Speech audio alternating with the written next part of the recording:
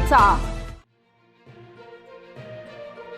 बागलाण तालुक्यातील मोराणे सांडस इथं शेतातील मका गंजीला अचानक आग लागून संपूर्ण मका भस्मसात झाल्याची घटना घडली आहे। या आगीत शेतकरी बाळासाहेब भदाणे यांचं मोठं आर्थिक नुकसान झालं आहे।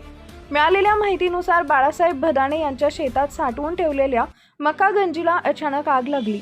काही वेळातच आगीनं भीषण रूप धारण केलं। शेतातील कोरड्या कडबा व मक्यांमुळे आग झपाट्यानं पसरत गेली। घटनेची माहिती मिळताच परिसरातील शेतकरी तत्काळ घटनास्थळी धावून आले। स्थानिक शेतकऱ्यांनी टँकरच्या मदतीने आग आटोक्यात आणण्याचा प्रयत्न केला, मात्र जोरदार वाऱ्यामुळे आगीने रौद्र रूप धारण केले होते। यानंतर सटाणा नगरपालिकेच्या अग्निशमन दलाला माहिती देण्यात आली। अग्निशमन दलाचे जवान घटनास्थळी दाखल होत त्यांनी शर्थीचा प्रयत्न करून आगीवर नियंत्रण मिळवले, मात्र तोपर्यंत शेतातील मका पूर्णपणे जळून खाक झाला होता। या घटनेत मोठ्या प्रमाणावर मक्याचं नुकसान झालं असून शेतकरी बाळासाहेब भदाणे यांना मोठा आर्थिक फटका बसलाय। दरम्यान या आगीचं नेमकं कारण अद्याप समजू शकले नसून संबंधित प्रशासनानं पंचनामा करून नुकसान भरपाई देण्याची मागणी शेतकऱ्यांकडून करण्यात येते आहे।